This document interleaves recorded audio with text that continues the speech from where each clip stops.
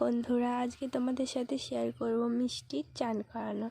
এই দেখো আমাদের ছোট্ট মিষ্টি। তো মিষ্টিকে আজ চান করাবো। তো ওয়েদারটা ভালো লাগছিলো না, তারপরেও চান করাবো, কারণ মিষ্টিকে অনেকদিন চান করানো হয়নি।